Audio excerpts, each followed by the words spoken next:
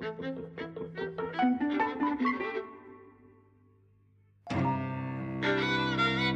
and welcome to Eavesdropping at the Movies. I'm Mike. And I'm Jose. And we've just been to see Project Hail Mary. Yes. Sci-fi adventure comedy based on a novel written by Andy Weir, who you may have heard of because he also wrote the novel The Martian, which the film The Martian was based on. And he has a kind of funny reputation because his novels, I think he's written 4. Those 2 have been very successful. And they're seen as, kind of a return to hard sci-fi that like really takes scientific literacy and accuracy very seriously. So, that kind of translated in the film The Martian into stuff about, growing your own ecosystem when you were stuck on Mars in order to, like that. It all felt very real, right? But also people find his books quite cringy, the way they're written. I've read bits and pieces of them and I kind of see what they mean. Why are they cringy? I think people say he's not that great at dialogue and kind of human relationships, which maybe speaks to why, The Martian in particular, being as successful as it was, is about a guy who's stranded, can't speak to anybody. People see him as kind of quote-unquote a Reddit author. Sort of, it's all about the science and the details and getting it right. I think you can almost see that a little bit in the end of this film, where I love this film. I had such a good time. But I think it really wants to tell you about everything that happened at the end. I think the pacing kind of drops in the last, it's sort of the epilogue, because it's telling you a lot of extra bits. Yes. And I feel like there's another way it could have ended that might have been smoother and neater and that kind of thing. We'll get to it. But I wonder whether that might be something that speaks to that kind of detail-oriented. And another thing. Oh, here's another thing. I mean, that's how I speak, right? Like, I get that. But I think it's maybe not the best way to make a movie. I because I'm not into that at all. I mean, I don't really care. But I didn't mind that at all. Yeah. Though, my first impression of it was what a pleasure it was to be in a cinema where the image itself was so luminous, that you felt a richness of light and color, and that every image was thought through, that it was interesting to look at and composed and, kind of, beautiful. We saw this in the Birmingham IMAX Digital. Yes. As we see as many films there as we can. Yeah. So, kind of that was just wonderful to experience. Yeah. So I like that aspect kind of very much. It's a film that must be seen at the cinemas. Actually, at the cinema, I actually kind of dread to think what people watching it on a regular TV, much less a laptop or a phone, will make of it, because a lot of the pleasure in it was just sitting in front of those images in that light. Yeah, it's wonderful visually, and there's some real breathtaking moments, I think. Yeah, it's beautifully designed, and it's beautifully shot and kind of complexly shot with kind of, really interesting kind of movements of light in the image. Yeah, so it's interesting. It's definitely been made by people who are interested in the image and the quality of the image. And I was just reading that, although it was shot digitally, the whole film was transferred to film and then redigitized because they wanted to capture the kind of warmth that analog film gives you. Right, Yeah, you can feel it, I think. You could feel it, yes. So the film is directed by Phil Lord and Christopher Miller, who we were just discussing. These guys were like really hot property 10 to 15 years ago. They made Cloudy with a Chance of Meatballs 1 and 2, which were really imaginative, silly, wacky, stupid kids movies. Wonderful. Loads of good jokes. They directed the 2 Jump Street films. Yes. Same thing. Loads of imagination in those things. Yes. They directed the Lego Movie. The Lego Movie in particular was so interesting because they, before you get to the kind of the story it was telling and everything, they had this basis of this is stop motion kind of with Lego, but they had to make it look as realistic as they possibly could. And there are things like speed lines, like kind of blurs in that film aren't in-camera blurs. They're like long pieces of Lego designed to imitate blurs. There's all this detail in what they're doing. They really care about the image that they're creating. Yes. Right? And I think this speaks to that as well. So this is the first one they've directed in 12 years. They've produced things in between, including the Spider-Verse films, which have a similar, kind of visual imagination and kind of enthusiasm going on. 2 things that you brought up that interest me. One was that it has the same source material, The Martian, because that was a one-man show. Really, it was Matt Damon. And this feels like pretty much a one-man show, which kind of surprised me because you know, when you see all the publicity for it, which, you know, I mean, I haven't been following, but you can't avoid it, like on YouTube, right? There are interviews with, it's always Ryan Gosling and Sandra Huller. Right. And I thought she would have a much bigger role. Yeah, she's got a significant role. Yeah, it's a pivotal role in the film. But actually, it's kind of a small role. The film is really all about him and the interaction with the extraterrestrial. Yeah, with Rocky, as he names him. The small amount of publicity I'd seen had been like something where Ryan Gosling was doing like a long throw in a baseball game or some fucking, I don't know what it was. And the idea was it was a Hail Mary pass, and then it was Project Hail Mary. Go and see Project Hail Mary. That's all I saw, right? So I didn't know anything about the story, and so I came to it only knowing it was Andy Weir as the writer of the source material, and it seemed to be about a guy in space, kind of stranded, needing to do something quite unlikely, and I was like, okay, that is just the Martian again. Right? That's what the Martian was. He was stuck on Mars and had to get home. This has its similarities, but it's about a guy who goes to space on a very long mission, 11.5 light years from Earth, in order to understand why stars are dying. And we have this thing about a biological organism, just a cell, of which there's a huge population, that is eating stars. It feeds on the light from stars. They find a way they can use this to propel a ship. That gets him all the way there. In coma, he wakes up, finds he's the only one of his crew remaining, and he has no memory.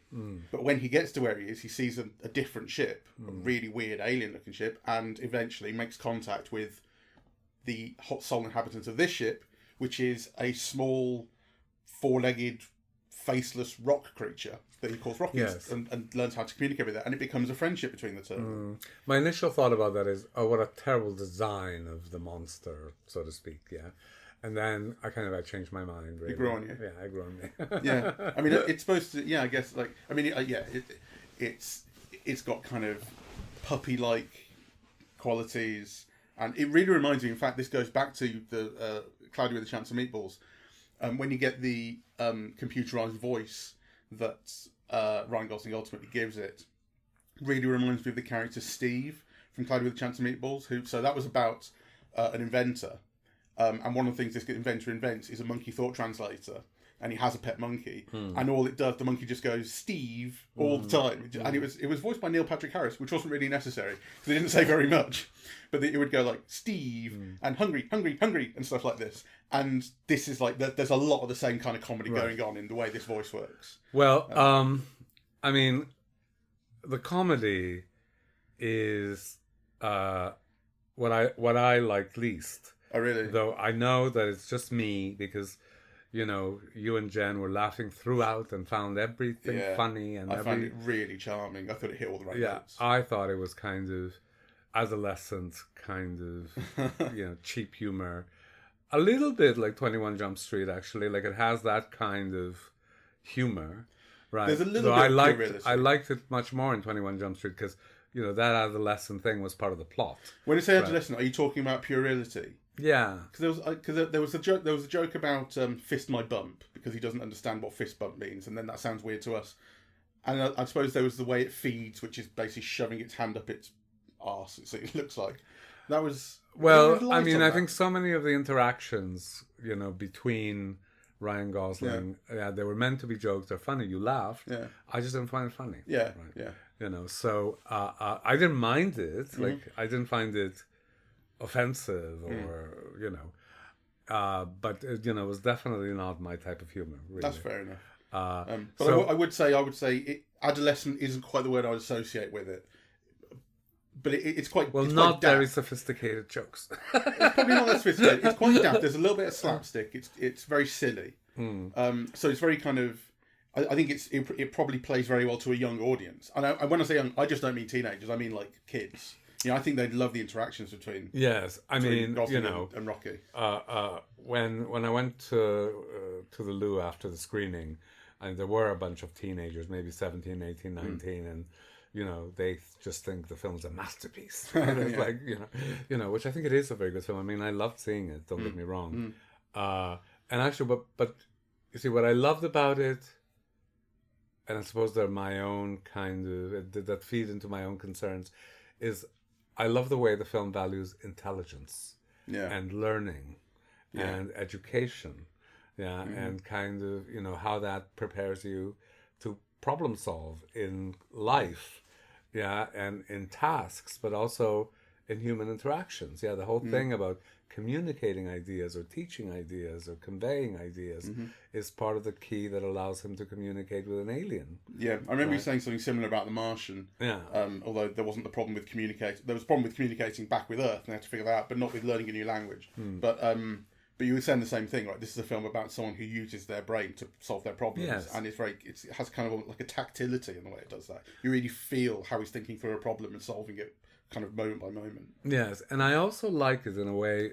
So another of, I suppose, my maybe prejudices, actually, I don't know, but you know, I think there's a way in which our society has sexualized everything to such an extent that it makes the idea of love between men, well, it's just evaporated from our culture, right? Like there are no longer any discussions of that. You know, and yet historically that has been kind of very much a part of every culture. Yeah, that you have like these profound relationships between men, that are affective, that are about feeling and sharing and so on, but, you know, are not sexual, right? And now we live in a culture where it's inconceivable. You're always suspicious. If it's, you know, if that relationship is so deep, there must be something beyond it that they're not telling, right? Yeah. And I think this film, you know, in a way, it is kind of a romance between two different species, but that they're both in a way gendered as male, I think. Yeah, it's interesting. I was just about to say this because you say romance between men, and at no point did it ever occur to me that Rocky was not being coded even lightly as male. But you know, the only thing we think he's given the name Rocky by Ryan Gosling, calls him that, but he has no idea of gender at that point. He's a rock character. Then Rocky's partner is Adrian, which he names the planet. He talks about Rocky's mate. So that's kind of, that gives you a sense of one is male and one is female. But we don't actually speak about Rocky's gender. It's not given to us. We're not told, and yet it never occurred to me that Rocky wasn't male. You know what I mean? Well, like, I think because his whole way of behaving or interacting and so on was so male. Yeah, like a boisterousness when he gets and into also the ship. Like the sharing, it was like a kind of a boy's sense of humor and the technological geekdom. You know, the way that they're interacting. You're so bossy and you're so messy, and it was all coded in ways that I understood to be male. Yeah, it's interesting. I think and what you have is a love story between. Yeah, I mean, I cried. Yeah, deep, like a lot. I was moved. Yeah. Did you cry? No. Okay, so I'm better than you. You're more sentimental. I mean, it's like, I think the film basically doesn't have an original bone in its body. It is a cobbled together from other ideas and films we've seen before and just tropes, you know. But it's the way that the way that Pixar has always worked. Like, you know from the first scene how everything's going to shake out in those films. But it's about the way it shakes out. It's about how you see it. It's about the way it plays out, and that's how it works here. It's like I didn't need this to be breaking new ground in all sorts of ways. Well, it doesn't, and it told a really beautifully told story, very sweetly. You know, I had a niggle with it here or there, but it's just about the relationship, and then you really feel it. I mean, I think I would put it in a different way, but similar. In the sense, I mean, for me, I agree that it's not a very original film, right? And I don't think it's a very complex film. And yet, it's kind of one of the most satisfying experiences I've had at the movies in the last year. Yeah. Right? Yeah. And partly because I said, you know, the luminosity, the light, the design, it looks so beautiful. You know, and at the center of it, it has this great, charismatic movie star performance. You know, by Ryan Gosling, who doesn't put a foot wrong, right? He you know, he's wonderful at all these double takes. He does the physical humor great, and kind of he makes even what I take to be banal jokes, and he does something with them that obviously is kind of, you know, the audience laughs at. Yeah, they work. People. And he's also, when the film has to sell its dramatic story beats, he does that too. And so, you know, you get this difference between the present day, where we're in space trying to work out where we are and how we're going to solve problems, and back on Earth, where he was the scientist who, well, he was a school teacher, a kind of quote-unquote disgraced or ignored scientist who become a middle school science teacher who gets embroiled in this problem that we're having of the stars are dying, we need to work this out. To the point where he winds up on an aircraft carrier, having to live there with all the other scientists and all the other people running this mission, to the point where he gets sent into space, and it's not entirely of his will. Not at all of his will. And, you know, when we're getting to the points where he is being kidnapped, essentially, and put into a forced coma and sent on a ship with no... I mean, I thought that did occur to me as original. Maybe it's been somewhere before, but, you know, what you get with characters who've gone to space in fiction is they might regret it once they're there. You know, you'll have the story point where it all seems like a failure. I regret it. I miss my family, blah, blah, blah. But I don't remember seeing people who, you know, or at least a main character who was sent into space against his will because it was for the good of the people. That's interesting. Yes, I thought that was interesting. You know. And actually, that's also kind of part of the feel-good aspect of the film. Yeah, so actually that kidnapping and drugged into risking your life also has kind of a positive spin in the sense that the character can save the world because someone believes in him more than he believes in himself. Yeah. And that adds to the kind of, I don't know, there's a social dimension to the film, of doing good for others, of collaborating, of working together, of not being afraid of strangers, right? You know, it has kind of, and that of, you know, the need of a community to kind of build confidence and belief in oneself. I thought that's kind of one of the messages that the film conveys. Yeah. I think I was having this random thought, which, you know, is worth exploring because I was reading about Timothée Chalamet, you know, being kind of, I don't know, an inheritor to Leonardo DiCaprio. Yeah, that kind of, you know, he's doing all these interesting films and he does all these blockbuster films. Yeah, and, you know, and he's a very good actor and yet, you know, he's arguably the star of his generation and so on. And won't win an Oscar till he's 45. But I was thinking in those discussions, what's missing is Ryan Gosling. Yeah, because I think Ryan Gosling is that figure in between them. Yeah, because, you know, he's done all these great films, like, and done these amazing performances in, you know, Blue Valentine, The Place Behind the Pines. Yeah, Beyond the Pines, yeah. Yeah, Drive. You know, I mean, you know, those are all kind of like really, really interesting films with kind of really key kind of performances. And then he's also done like romantic comedies, like Crazy Stupid Love, right? And musicals, La La Land and Barbie. And yeah, it's kind of incredible range, right? Yeah. And also straddling, you know, that kind of auteur-driven kind of independent cinema that finds an audience with like these big budget kind of, you know, massive successes. And he is in between the ages of both, yeah. It's interesting. Because I know what you mean, and certainly kind of within film circles, put it like that, or within kind of film enthusiasts circles, he's enormously well respected. But does he have the level of hits I think so. DiCaprio and now Chalamet with the likes of Juno? Well, I mean, DiCaprio is. I mean, everything is a hit. DiCaprio, along with Cruise, is almost in a class of his own. Yeah. Yeah, in the sense that, you know, almost every film he's done has been a blockbuster success, which hasn't been true of Chalamet, right? He did a lot of indie films that were successful indie films, the way that Ryan Gosling, but that have earned a place in the culture. I mean, I think people reference The Notebook as like, their favorite film of all time or whatever. And then, you know, kind of young men will reference Drive or Blue Velvet or The Place Beyond the Pines in similar terms, right? And then, of course, do people talk about Blue Valentine like that? Oh, yeah. Okay. You know, it's such an incredible film, and it means something to people. Okay. It wasn't like a blockbuster success, so it was an indie hit. Sure. But, you know, young men really identify with that. You know, this feeling of like being in love and being dumped, and it is a referent. And, you know, The Place Beyond the Pines is iconic, just his face, you know, with the tear, right? And that was a blockbuster success.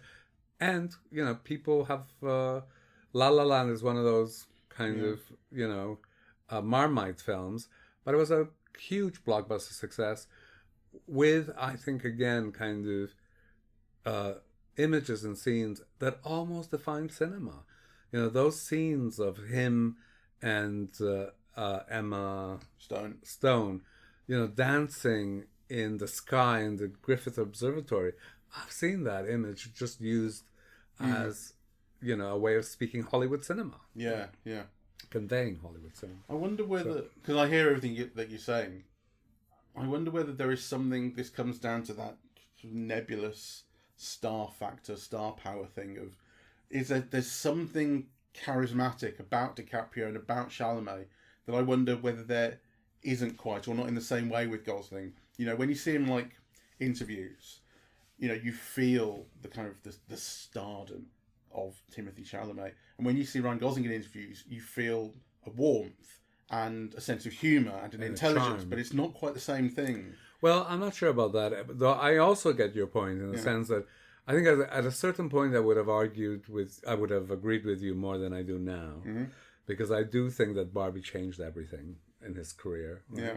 And not just his performance in the film, but actually his performance in the Academy Awards, right? And, because those things have a kind of a momentum. I think people feel a kind of warmth towards Ryan Gosling now that maybe they didn't feel when Blue Valentine came out. Yeah, that they might have respected or admired or lusted after him, because, he was used in Crazy Stupid Love as an object of desire. Yeah. Right? But I think, that warmth and identification and so on that kind of builds a bigger type of star. I think it's more recent with Gosling, though I think he definitely has it now. I think he was also early on seen as quite a technical actor. I mean, I remember first hearing about him in Half Nelson, which was 2008, I think, an indie film. And yes, I've seen that. Everyone talked about his stillness in it. You could read so much into his stillness, but it's like it wasn't acting almost. He was so still, And then stillness, I think, became kind of associated with him. I mean, to the point where when he was making Blade Runner 2049, it made so much sense for him to be, an android, not android, whatever it was, replicant, kind of robot type thing that doesn't have a soul but does it. And can you see it creeping in? And which it worked amazingly well in that film, by the way. When you see him sort of coming alive. I would disagree with that, because I think that's part of his range. Because, when you see him in The Notebook or like Blue Valentine, those are men who are crazy in love. Yeah, and they communicate everything. So there isn't that, blankness that you see in Drive more, for example. Drive, yeah. But I think that became associated with him. And that's the reason that I think something like Barbie changed it quite significantly, which I agree with, because he was completely different, and he was like very kind of alive and wacky. And I think that's part of it is definitely wackiness. Like, I remember when I first started to become aware of him as someone with a good sense of humour and all that warmth that I described. When I saw him doing interviews, when I saw him do that interview with Alison Hammond on whatever it was, GMTV or This Morning, for Blade Runner 2049 with Harrison Ford, and Alison Hammond is just like wacky herself and just making a mess of it, and then the whole interview was a mess, and they had a very good laugh about it. And that was, and you thought, oh right, this guy's not quite the same as I thought. I also saw a really wonderful thing where he was promoting The Nice Guys, which is a comedy that he was very good in. I don't like that one. On Stephen Colbert's Late Show, and he was there with Russell Crowe, and he said, "Yeah, I know you're a huge fan, Stephen, of Lord of the Rings, which he famously is. So's my mum." And he read out a question, like to test Stephen Colbert's knowledge. He read out a question from his mum, and it was just this really lovely moment because like his mum had written this note that said "be good," and he had a picture of a bee, and it's like that's what my mum's like, And then the question was like, "This thing that happens in Lord of the Rings. Do you remember this thing that happens?" And he goes, "Yeah." And he goes, "What page did it happen on?" And it's just this daft question, but like, you felt like I kind of don't imagine Leonardo DiCaprio doing that on a chat show. This is a different kind of person. It's a different kind of vibe of the charisma is different. Yes, feels much more relatable, personal. Like I think the stardom of like DiCaprio and probably Chalamet is one that is there's a degree of remove about it. This is an icon to be recognised. Yeah, it's interesting. I don't know. I mean, DiCaprio and Chalamet became huge stars very, very young when they were still gangly. when they still felt like all their limbs were, they hadn't grown into their limbs yet. Yeah. And I think with Ryan Gosling, there's something maybe slightly different in the sense that, as far as I can tell, he never had that gangly period. He was so incredibly good looking and also traditionally good looking. Though I suppose you can say that about the others as well, though, I'm not sure. I mean, I think somebody described Chalamet as rat face. Yeah, they're like and you can see it. And you can see it, right? Probably some opera fan.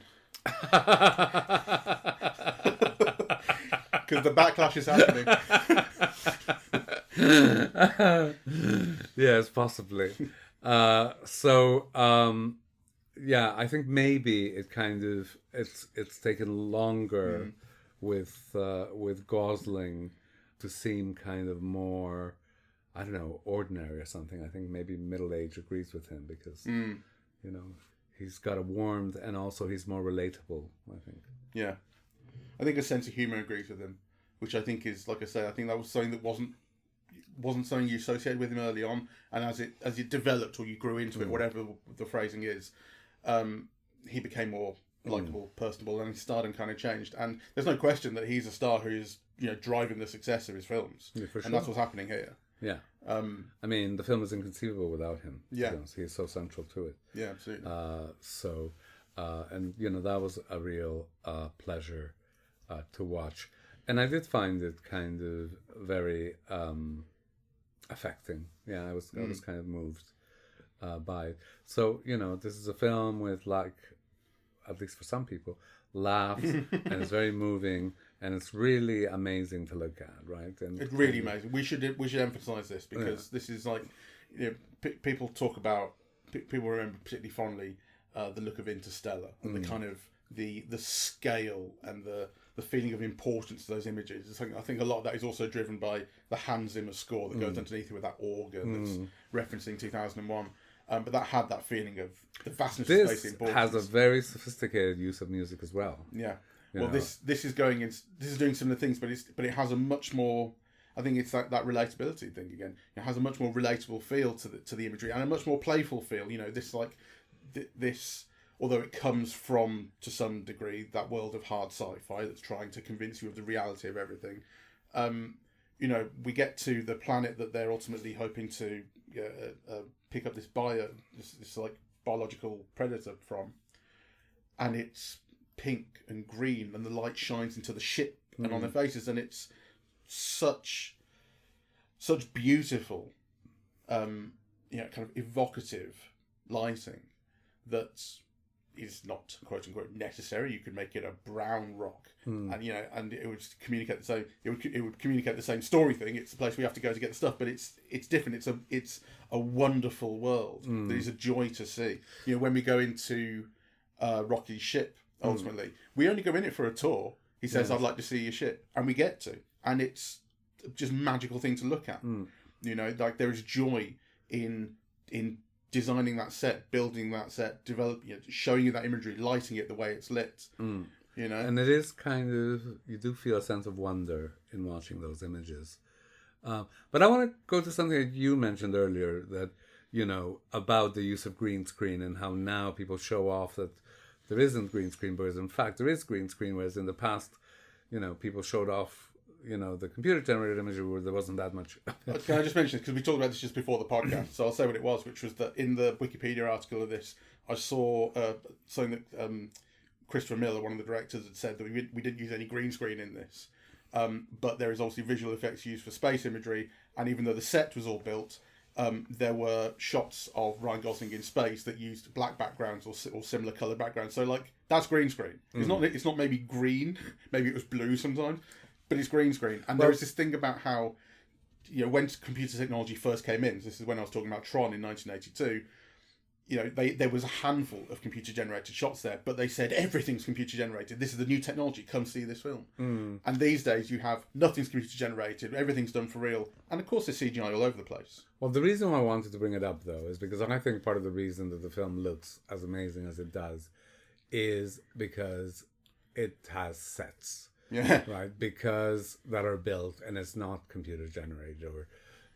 I mean, there are obviously special effects everywhere, but there is a difference. I mean, some of those shots of Ryan Gosling, that are shot behind glass, and you get a sense of three-dimensionality, and the screen that frames them is curved, and you get that is a real physical thing in between him and the camera. Absolutely. And actually, that's part of what helps create this very particular rich look that the film has. It is. So I absolutely agree with you. And all I'm ridiculing is the idea that okay, we didn't use green screen, we used another kind of screen. Like they are still using visual effects. There is this impulse to deny that visual effects have their place, but they do. But I absolutely agree with you, right? Like there's the combination. I mean,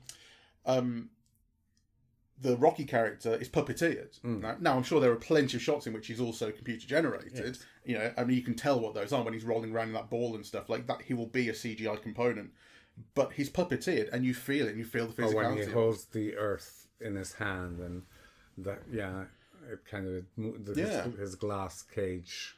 Yeah, there will be visual effects elements to those shots, but he's puppeteered.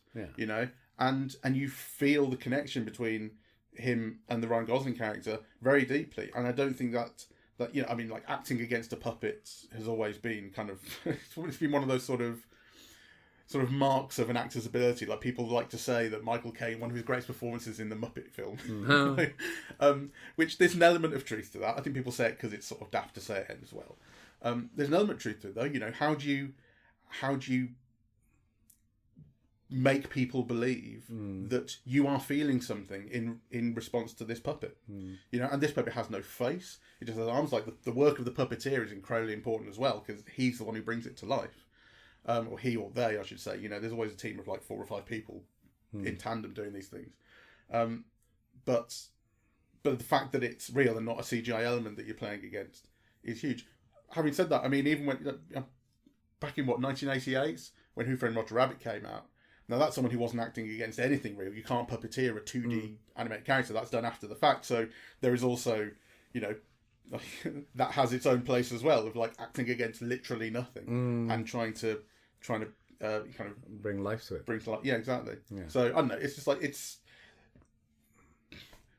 a meandering point, but the point is to be made here that the film is very clever and very wise to use sets and puppets as it does, because it gives a very particular look to the film. Yeah, that I've missed, because there is a sense in which so many superhero films, they actually feel a little bit lifeless because they're so computer generated that you think it doesn't have gravity.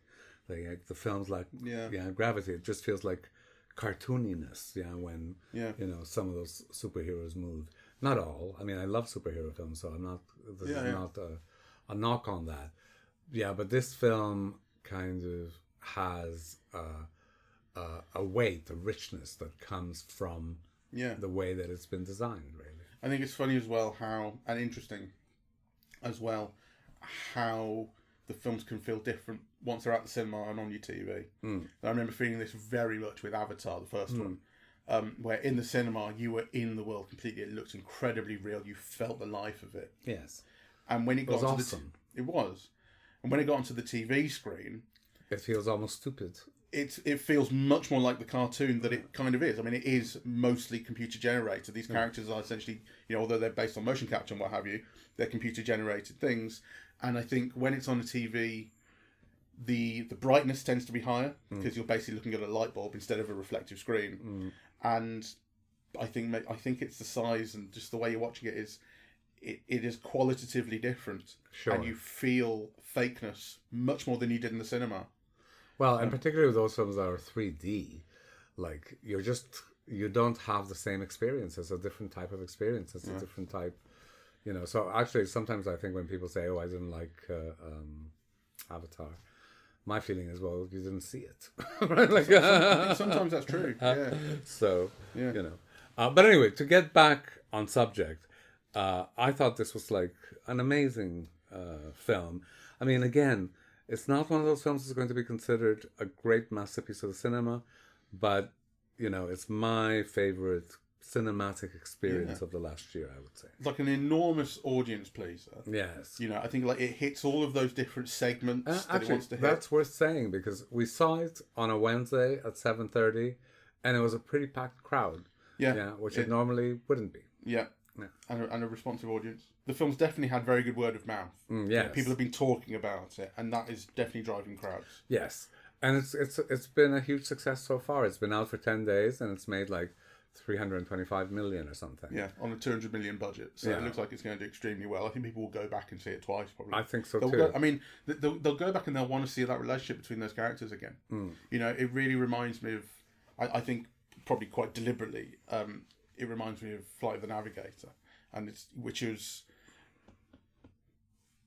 I don't know how successful Flight of the Navigator was, but it was it was quite early CGI, and they were trading a lot on the computer generated imagery and the use of computer, and it looked amazing. It still looks pretty good, and it's about this kid who basically gets kind of abducted by a spaceship, and makes friends with the sort of being on board that's like the pilot or the whatever it was, and it was the wackiness of the relationship and the comedy that came out of the way they interacted and so on.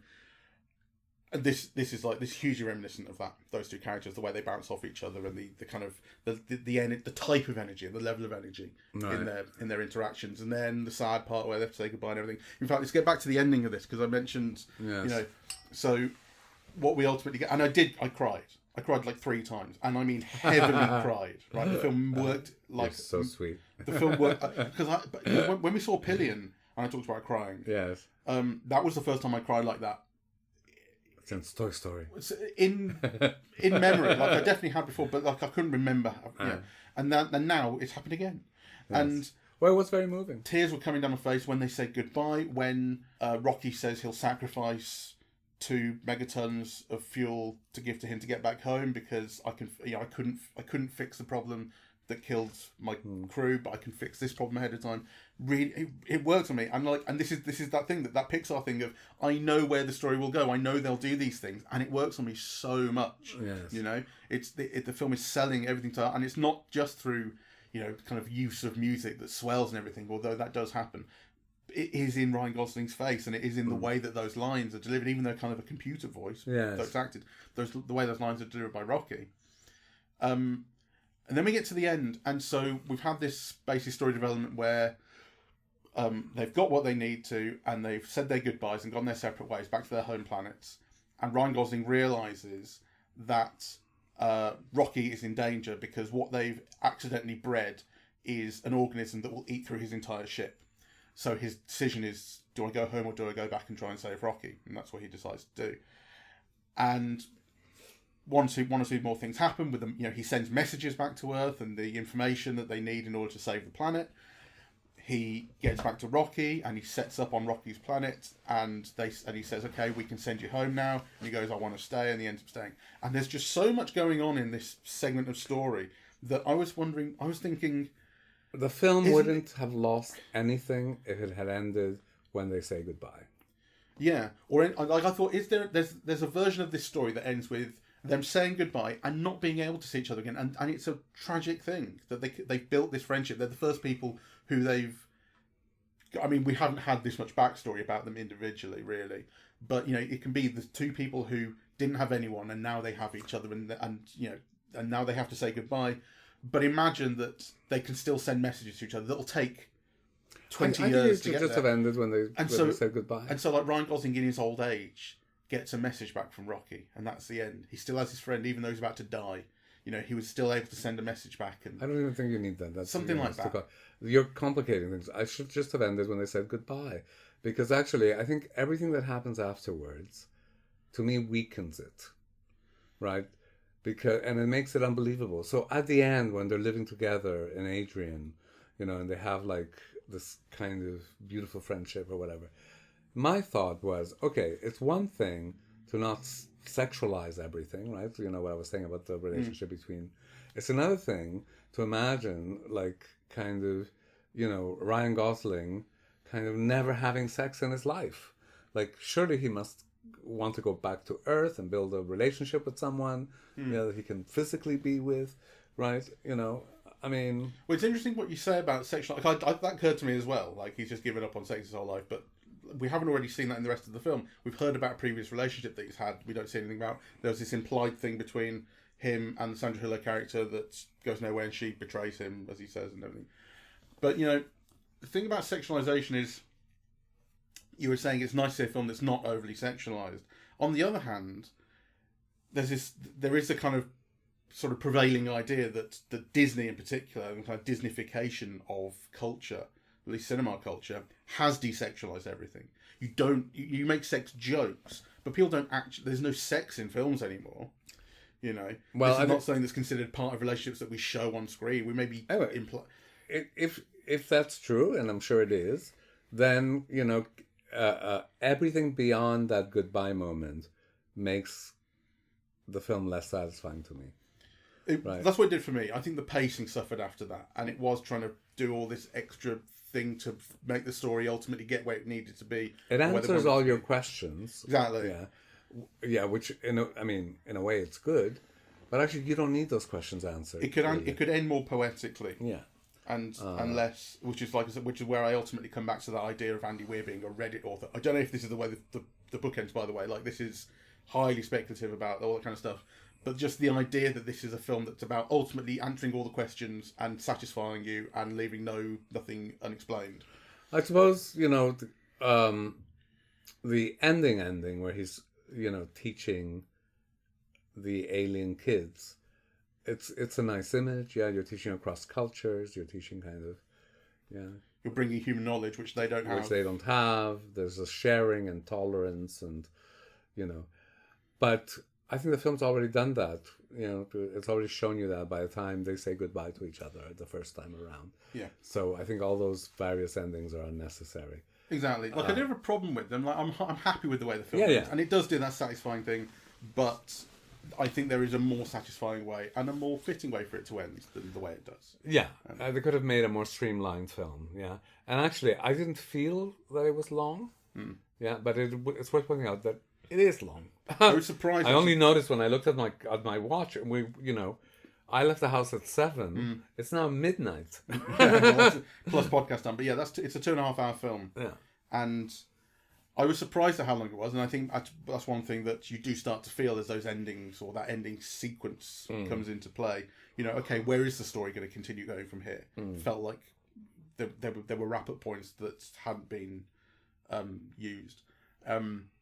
But up until then, it's got an incredible sense of pace, and it moves and it moves and it moves. And what I really like, actually, I think this is something that's true more generally of the way that films tell their stories.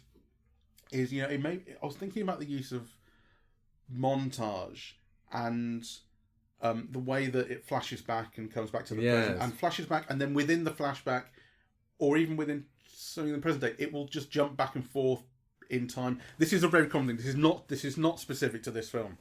It's the way that, for instance, when they're like fixing something on the ship, let's say, you know, you'll kind of jump back to a point where they were fixing it, a point forward when they're talking about the problem that they solved. This is the way that films build these montages. And only watching it today did it occur to me that this is like a really natural thing to do. Because if you wrote it down, like if you wrote down the list of times that they're showing you, it'd be like now, 5 minutes ago, 2 hours before that, an hour after that. But like the film is kind of jumping about chronologically. I thought it did that very elegantly. But it's extremely, elegant, organic. You don't question it for a minute. You understand everything it's doing. And I think what occurred to me was that this is actually how people tell stories. Yes. Right? This is why it feels so natural, I think. Because when people tell stories, they don't speak chronologically. They don't say, this happened and this and this and this and this. They'll say, this happened, that reminds me of this. And it was when he said that. And then he comes back, and I know this guy from then. People do jump about in the way they tell stories. And we are capable of understanding that intuitively. I don't know, it just occurred to me for the first time watching this, even though it's common to so many films. Well, yes, that is how this kind of editing works. Just an idle thought that I had. The last thing I just want to praise is both the score and the soundtrack, right? And, you know, the soundtrack is very eclectic. I mean, it's so unusual to see a film, you know, that has Gracias a la Vida and Gardel tangos and the Beatles, you know, and songs from, you know, the classic American songbook all melded together. Ike Turner, I think I saw on the soundtrack. Yeah, in a way that really just kind of made sense. And that was kind of lovely to see. So, kind of overall, a really satisfying evening at the movies. Really, really satisfying. Very beautiful to look at. Very satisfying. Very funny, despite your particular lack of humor. Basically, everything worked on me in a big way. I really loved it. Yes, I did as well. So on that note, thank you all very much for listening. We are eavesdropping at the movies, and we are on Apple Podcasts, Audible, Spotify, SoundCloud, YouTube, and YouTube Music. On social media, we're on Facebook and Twitter at Eavesdrop Movies, and Blue Sky, eavesdropping.bsky.social, and Instagram, I suppose. I think we're eavesdropping at the movies on that. Now I've started to use that account. Good. And the website is eavesdroppingatthemovies.com. Thank you very much. Bye-bye.